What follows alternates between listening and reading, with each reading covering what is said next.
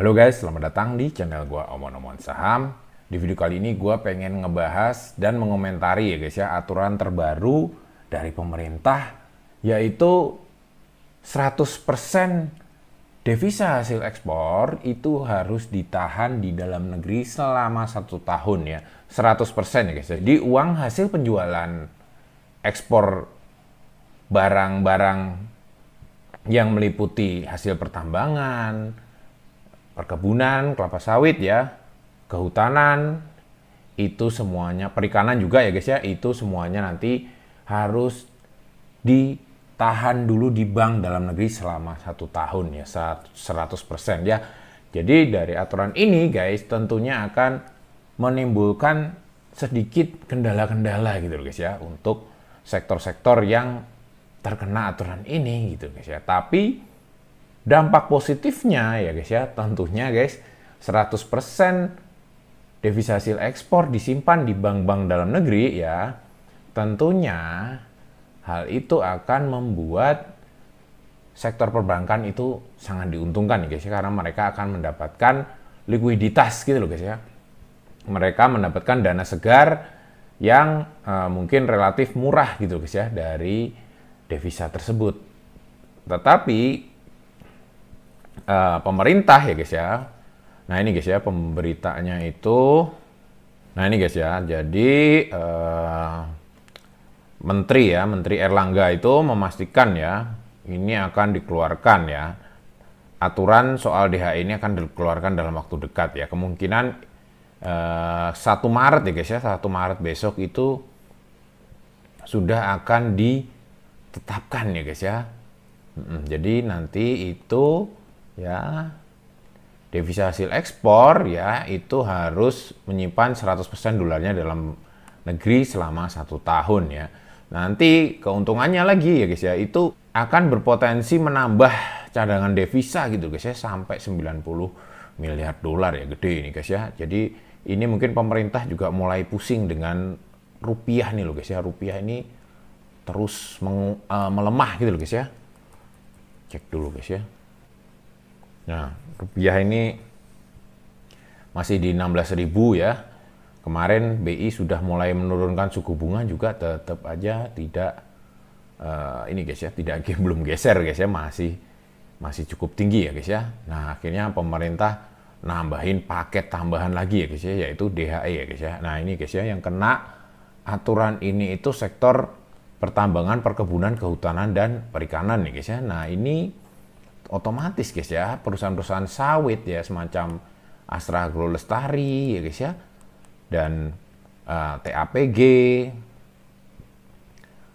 ya, London ya, PTPP, itu semuanya akan terpengaruh ya, termasuk juga perusahaan-perusahaan batu bara ya, terutama yang banyak ekspor guys ya, seperti ITMG ya guys ya, ITMG ya, Bayan Resource, dan mungkin ini guys ya, games ya, mereka ini akan mungkin sedikit terpengaruh gitu guys ya. Sebenarnya duitnya nggak hilang guys, tapi duitnya ketahan di bank-bank selama 1 tahun gitu loh guys ya, ditahan di dalam negeri selama 1 tahun. Nah, pemerintah itu menjanjikan akan banyak insentif gitu loh guys ya, untuk perusahaan-perusahaan yang terkena aturan ini ya. Salah satunya itu kebijakan insentif dari pemerintah itu pajaknya 0% ya. Sebelumnya itu kena devisa hasil ekspor yang ditahan di dalam negeri itu sebesar 30%, itu kena PPh ya 10% ya. Tapi sekarang ini untuk aturan baru ini ya, itu informasinya itu mereka akan disubsidi, yaitu bebas pajak ya, bunga hasil dari dana yang disimpan di situ. Dan satu lagi guys, DHE yang disimpan di dalam negeri ini itu bisa dijadikan sebagai agunan untuk pinjaman gitu guys ya. Jadi mungkin kedepannya guys ya, kalau perusahaan-perusahaan batu bara ini ya, ataupun perusahaan-perusahaan sawit yang sering ekspor itu butuh uang untuk membayar dividen, kemungkinan mereka minjem dulu gitu loh guys ya ke perbankan. Jadi cadangan devisa yang ditahan tadi itu dijadiin agunan untuk mendapatkan pinjaman dari perbankan. Nah, nanti pinjamannya itu nanti kemungkinan yang akan dibayarkan untuk dividen gitu loh guys ya. Tetapi ya gue nggak tahu secara pastinya guys ya. Ini hanya komentar-komentar gue aja ya guys ya, pemikiran-pemikiran gue gitu loh guys ya.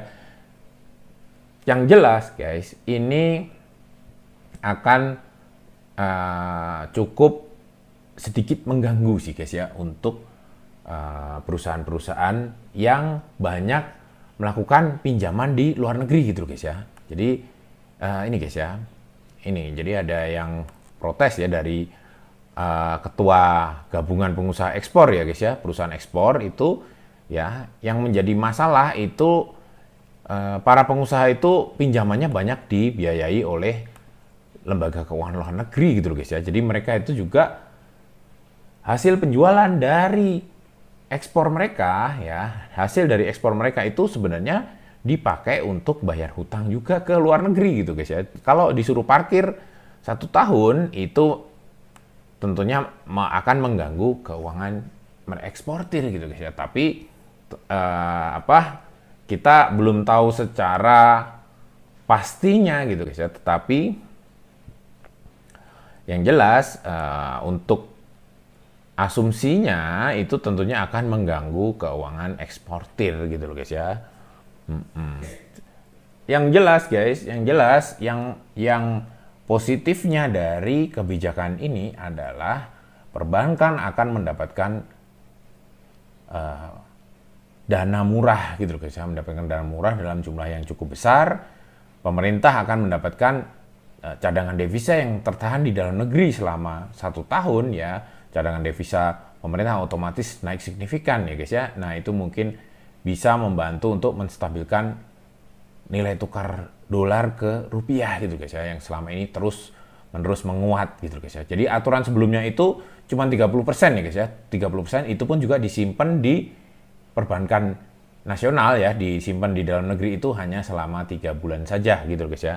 Nah sekarang ini malah jadinya 1 tahun ya. Ya mungkin kita tidak usah terlalu khawatir dulu ya guys ya. Kita tidak usah terlalu khawatir bahkan sampai kita cut loss di saham-saham sektor sawit dan batubara. Nah guys, ya intinya guys, kebijakan ini itu ada positif dan negatifnya ya guys ya. Tetapi kalau melihat niatannya dari pemerintah, ya kita mengharapkannya ini tidak akan mengganggu keuangan perusahaan-perusahaan batubara maupun kelapa sawit gitu guys ya. Karena memang kita investor itu untuk di batubara, yang kita harapkan dari saham-saham batubara tentunya adalah yang utama adalah dividen gitu guys ya. Jangan sampai aturan ini nanti mengganggu pembayaran dividen untuk para investor gitu guys ya. Karena memang investor itu kalau invest di batubara ya dan kelapa sawit rata-rata itu mengharapkannya bukan capital gain-nya guys. Kita itu tidak terlalu peduli ya ketika masuk ke batubara, kita tidak terlalu peduli dengan fluktuasi harganya gitu guys ya. Yang kita utamakan tuh dividennya gitu guys ya.